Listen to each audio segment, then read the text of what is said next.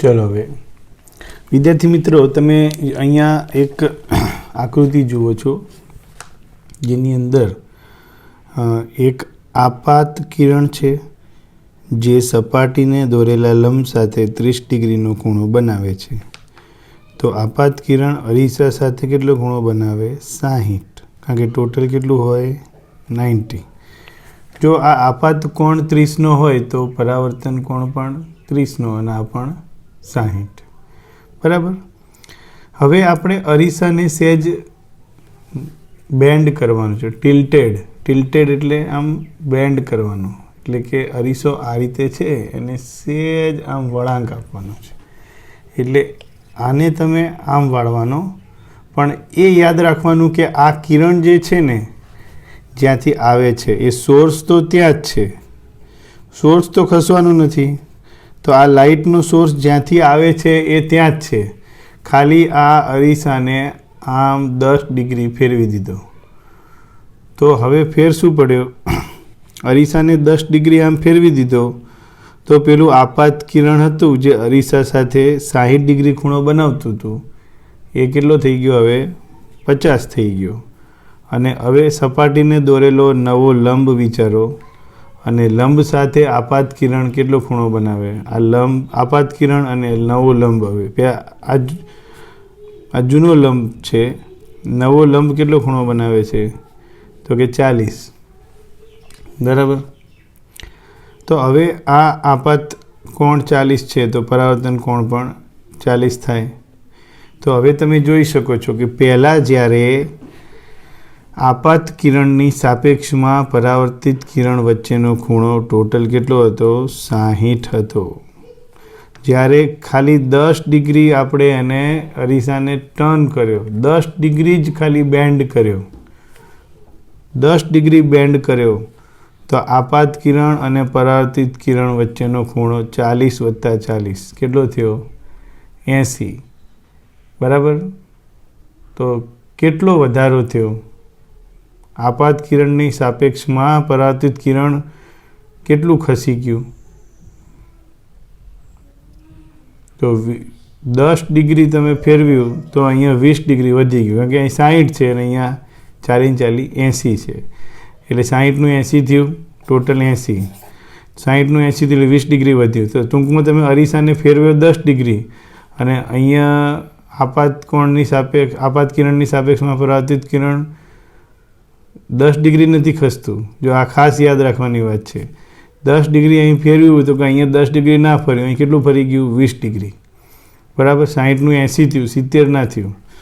तो पहला आपात परावर्तित किरण वच्चे 60 डिग्री खूणो बने अने समघड़ी दिशा में 10 डिग्री घुमाववामां आवे। आम अरीसो घूमे तो आपात किरण अने परावर्तित किरण वच्चे 80 डिग्री खूणो बने, एटले 20 डिग्रीनो वधारो थाय छे। अहींया तारण शुं निकळे के अहीं अरीसाने 10 डिग्री घुमावता एटले के थीटा जेटલું घुमाववामां आवे तो परावर्तित किरण 20 डिग्री खसे, एटले के 2 थीटा खसी जाए। आ थीटा खसे तो आ 2 थीटा डबल खसी जाए। बस आ ज वस्तु जे छे ए हकीकतनो आपणे उपयोग करवानो छे अने ए उपयोग आपणे करीशुं स्वाध्यायनो दाखलो 9.31।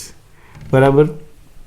अने रकम जुओ, तमारी पासे टेक्स्ट बुक है एमांथी अहींथी बोले जाऊँ छूँ रकम के गैल्वेनोमीटरना गूंचड़ा साथे जोड़ेल समतल अरीसानी उपर लंबरूपे आपात करेल किरण आकृति में बताव्या प्रमाणे तेज मार्गे पाछू फरे छे। एटले के अहींया गैल्वेनोमीटर साथे एक अरीसो जोड़ेल छे अने अरीसा उपर कोई आपात थतुं किरण ए तेज मार्गे पाछू फरे छे लंबरूपे सेम।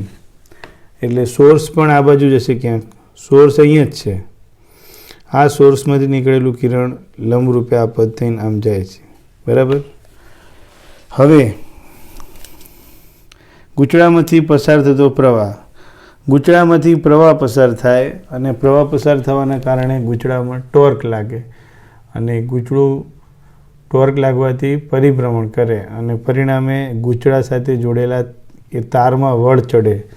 हवे पेलो तार उपर जे अरीसो हतो ए तारमां वळ चढ़वाने लीधे अरीसो आम खसी जाए, आम खसे।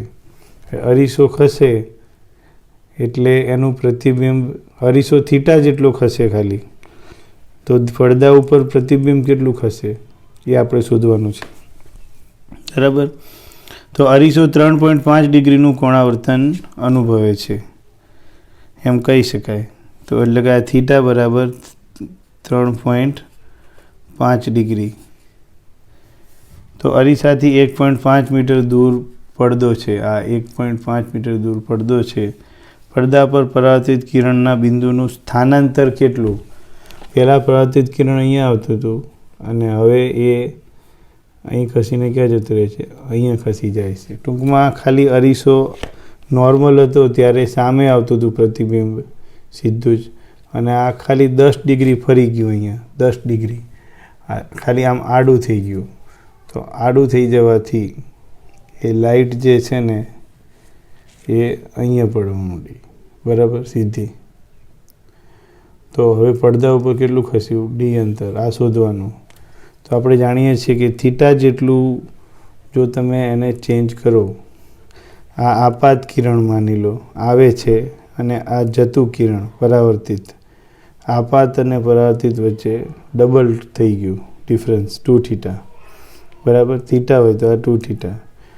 તો અહીંયા થીટા એટલે 3.5 સમજજો, 2 થીટા એટલે 7 ડિગ્રી. તો અરીસા અહીંયા અરીસાથી પડદો 1.5 મીટર અંતરે છે, બરાબર. પડદા પર પરાવર્તિત કિરણના બિંદુનું સ્થાનાંતર શોધવું છે. તો અહીંયા સૌપ્રથમ આપણે શું કરીશું કે થીટા બરાબર 3.5 ડિગ્રી, 2 થીટા બરાબર 7 ડિગ્રી, ડી બરાબર 1.5, tan 2 થીટા બરાબર સામેની બાજુ ભાગ્યા પાસેની બાજુ. સામેની બાજુ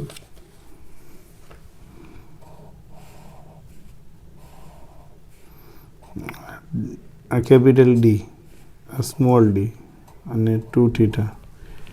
સામેની બાજુ ડી અને કેપિટલ ડી પાસેની બાજુ.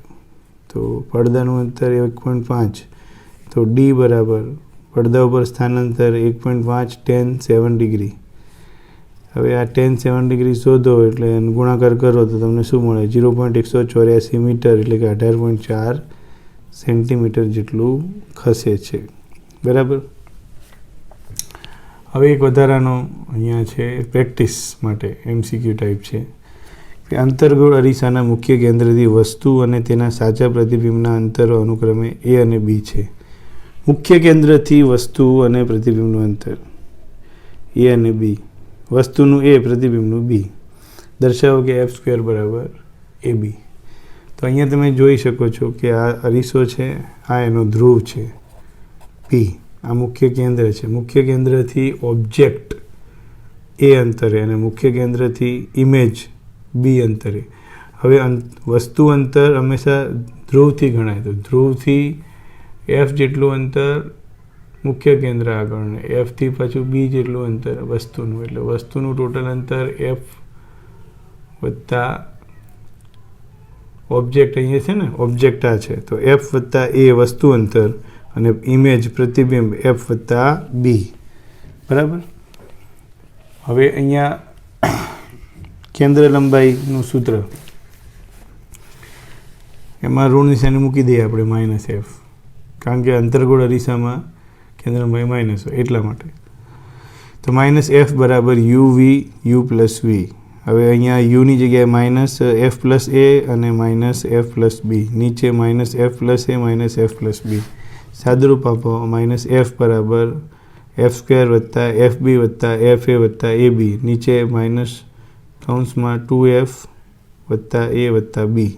આ બાજુ લઈ જાઓ એટલે -- પ્લસ અને ગુણાકારમાં અંતર લઈ લો તો 2F² વત્તા FA વત્તા FB, F² વત્તા FA FB, તો FA FB ઉડી ગયા.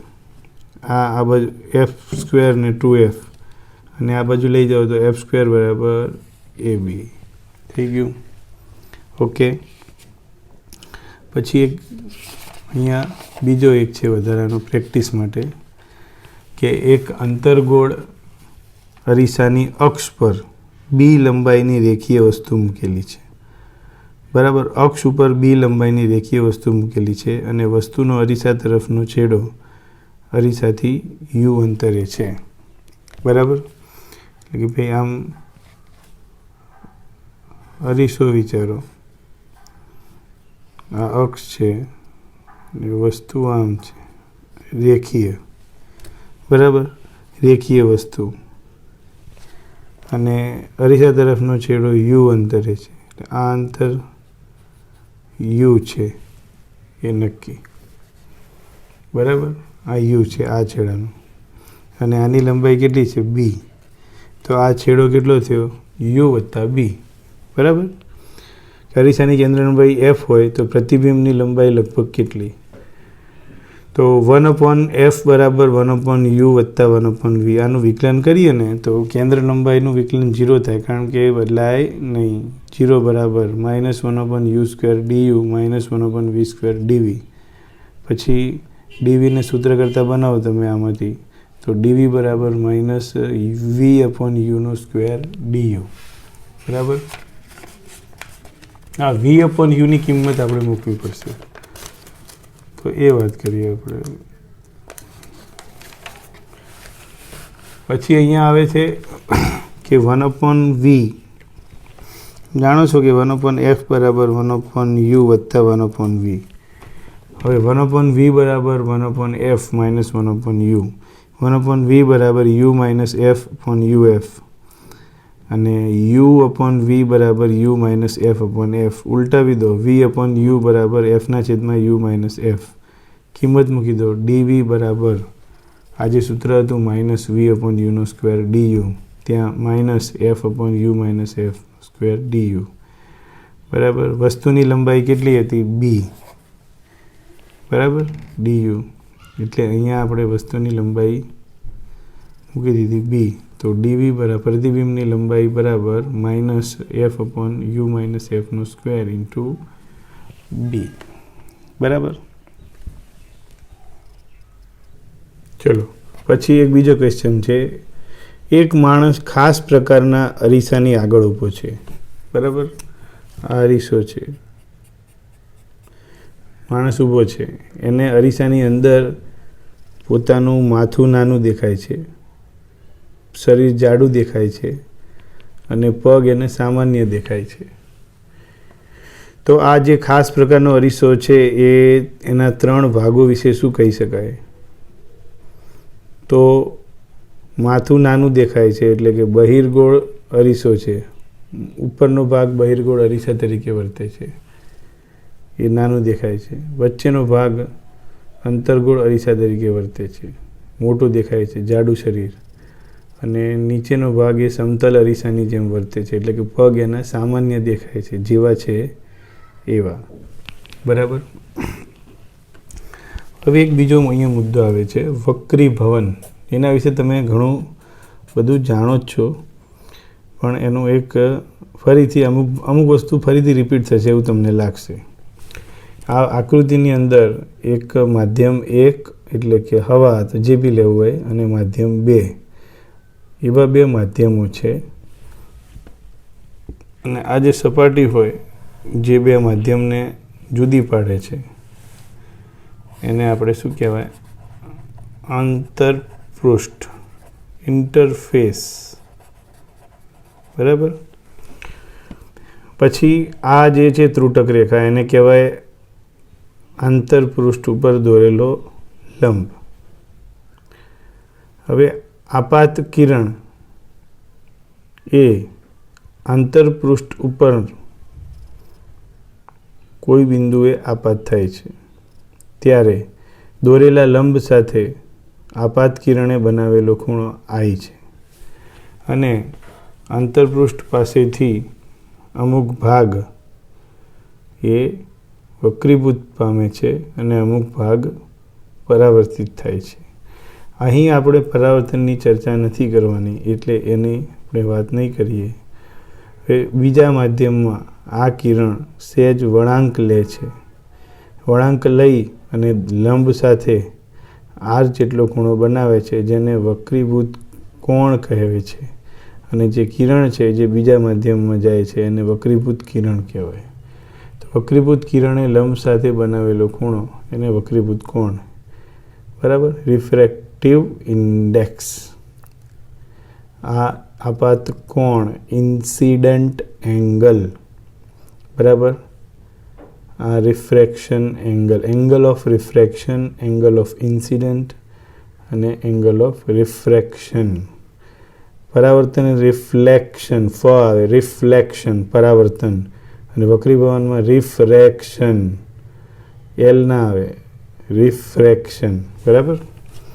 આપાત કોણની વ્યાખ્યા: આપાત કિરણે બે માધ્યમને જુદી પાડતી સપાટીને દોરેલા લંબ સાથે બનાવેલો ખૂણો. પછી બીજું, વક્રીભૂત કોણ એટલે વક્રીભૂત કિરણે સપાટીને દોરેલ લંબ સાથે બનાવેલ ખૂણો. ઇન્સિડન્ટ એંગલ, આર એટલે રિફ્લેક્શન એંગલ.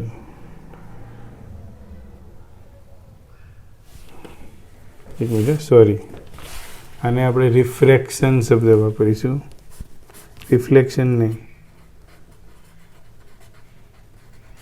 રિફ્રેક્શન, બરાબર. હવે અહીંયા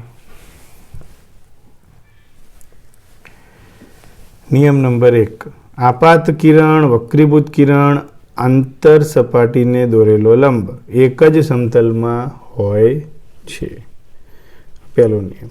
જેમ પહેલામાં તો પરાવર્તનના નિયમમાં કે આપાત કિરણ, પરાવર્તિત કિરણ અને લંબ એક જ સમતલમાં, એમ અહીંયા ત્રણે ત્રણ એક જ સમતલમાં. બીજા નંબરે, આપેલા બે માધ્યમ માટે આપાત કોણના સાઇન અને વક્રીભૂત કોણના સાઇનનો ગુણોત્તર અચળ રહે છે, અને આ ગુણોત્તરને માધ્યમ 2નો એકની સાપેક્ષે વક્રીભવનાંક કહેવાય. તો માધ્યમ 2નો એકની સાપેક્ષે વક્રીભવનાંક n21 બરાબર સાઇન આઈ ભાગ્યા સાઇન આર, બરાબર. આપાત કોણનો સાઇન ભાગ્યા વક્રીભૂત કોણનો સાઇન, અને સ્નેલનો નિયમ કહે છે. પછી બીજું કે વક્રીભવનાંક n21 એ બે માધ્યમોને જોડતી લાક્ષણિકતા છે જે તરંગ લંબાઈ લેમ્બડા પર પણ આધાર રાખે છે. એટલે કે વક્રીભવનાંક તરંગ લંબાઈ પર પણ આધાર રાખે છે એમ, બરાબર. જુદા જુદા આપેલા માધ્યમમાં કોઈ સફેદ પ્રકાશ હોય તો એ સીધી રેખામાં ગતિ કરે, બરાબર. પણ જો એ સફેદ લાઇટની અંદર જુદા જુદા રંગો હોય તો જુદા જુદા રંગોની લાઇટ જે છે ને એની ઝડપ અલગ અલગ હોય આપેલા માધ્યમમાં, એની તરંગ લંબાઈ બદલાઈ જાય, બરાબર. હવે બીજું, n21 greater than 1 એટલે કે આપાત કોણ વક્રીભૂત કોણ કરતાં મોટો હોય ત્યારે એમ સમજવું કે વક્રીભૂત કિરણ લંબ તરફ વળાંક લે છે. માધ્યમ 2 ને માધ્યમ 1ની સાપેક્ષે પ્રકાશીય ઘટ કહેવાય, બરાબર. એટલે અહીં તમે જોઈ શકો છો કે પાતળા માધ્યમમાંથી ઘટ માધ્યમમાં જાય, બરાબર. આ n21 એટલે સિમ્પલ વસ્તુ છે કે n2/n1 greater than 1, n2 greater than n1, બરાબર. એટલે આપણે સીધું એમ જ વિચારો ને કે n2 greater than n1 એટલે કે n1 પાતળું છે અને n2 ઘટ્ટ છે. હવે પાતળામાંથી ઘટ્ટમાં જતા હોય ત્યારે કિરણ લંબ તરફ વળાંક લે, બરાબર. તો n2 માધ્યમ 2 જે છે એ માધ્યમ 1ની સાપેક્ષમાં ઘટ્ટ હશે તો જ આવું થાય, બરાબર. અને એવી રીતે n2 લેસ દેન n1 એટલે કે ઘટ્ટમાંથી પાતળામાં જતા હોય ત્યારે વક્રીભૂત કિરણ લંબથી દૂર જાય, બરાબર. તો સ્વાભાવિક રીતે માધ્યમ 2 જે છે ને એ પાતળું છે, તો માધ્યમ 2 ને માધ્યમ 1ની સાપેક્ષે પ્રકાશીય પાતળું કહેવાય, અથવા માધ્યમ 1 વધારે ઘટ્ટ છે એમ પણ કહી શકાય. સાર શું નીકળે કે પ્રકાશ કિરણ પાતળા માધ્યમમાંથી ઘટ માધ્યમમાં જાય ત્યારે લંબ તરફ વળાંક લે છે, અને પ્રકાશ કિરણ ઘટ માધ્યમમાંથી પાતળામાં જાય ત્યારે લંબથી દૂર તરફ વળાંક લે છે, બરાબર. એકાદ એનિમેટેડ વિડીયો તમને મોકલીશ, એ જોતા રહેજો. બરાબર.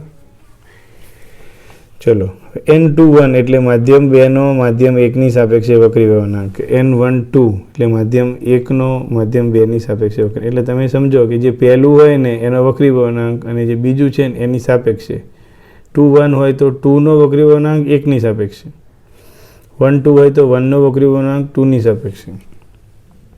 N12 બરાબર 1/N21 આ પણ હકીકત છે. તો અહીંયા N12 ગુણ્યા N21 બરાબર 1 અને N32 બરાબર N31 ગુણ્યા N12. N32 એટલે માધ્યમ 3નો માધ્યમ 2ની સાપેક્ષે વક્રી વળાંક. બરાબર. આના વિશે પણ આગળ આપણે અહીંયા જોઈશું. આના વિશે ખાલી હાલ અહીંયા સ્વીકારી લો. બરાબર. કારણ કે હજી ડિટેલમાં ચર્ચા આવી નથી, બધું ડાયરેક્ટ લખી દીધું અમને સમજ માટે. ખાસ હવે કોન્સેપ્ટ માટે છે. ખાસ યાદ રાખવાનું. પ્રકાશ એક માધ્યમમાંથી બીજા માધ્યમમાં જાય ત્યારે 3 અસર ઉદ્ભવે. પહેલું, આપાત પ્રકાશનો થોડો ભાગ પ્રથમ માધ્યમમાં પરાવર્તન પામે, એટલે એના માધ્યમમાં પરાવર્તન પામે. બીજું, આપાત પ્રકાશનો થોડો ભાગ બીજા માધ્યમમાં બદલાયેલી દિશામાં પ્રસરે. હવે દિશા બદલાઈ જાય એટલે કે ફંટાઈ જાય, કાં તો લંબ તરફ જાય કાં તો લંબથી દૂર વળાંક લે, એટલે એને પ્રકાશનું વક્રીભવન કહેવાય. બરાબર. આ બે તો થયું જ, અને હજી ત્રીજું અહીંયા અસર છે. ત્રીજી અસર શું છે કે પ્રકાશ ઉર્જાનો ત્રીજો ભાગ માધ્યમ 2માં શોષાય છે.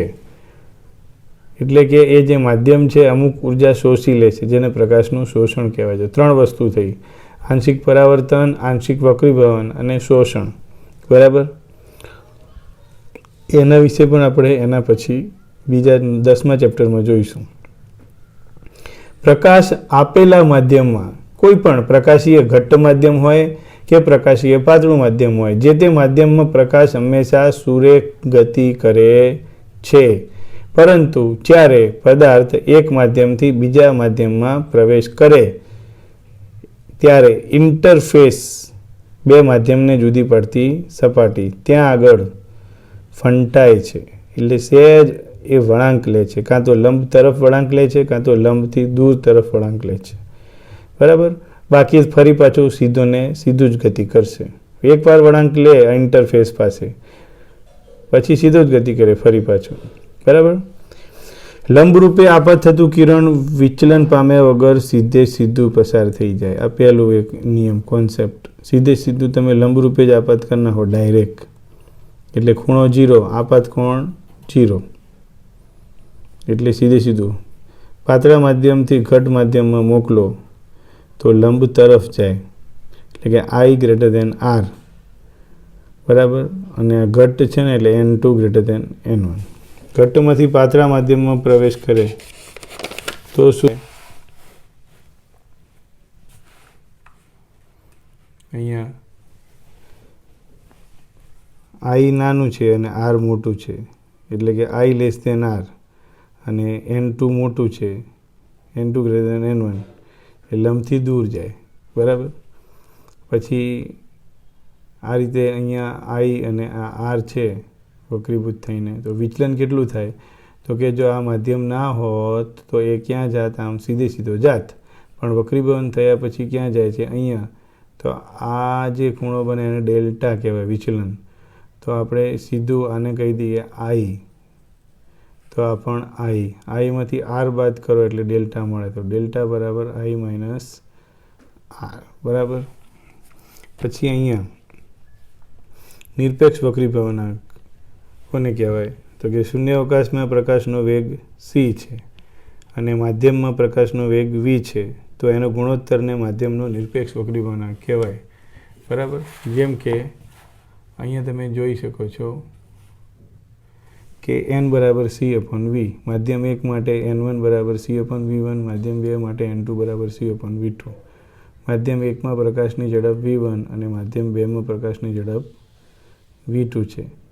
બરાબર.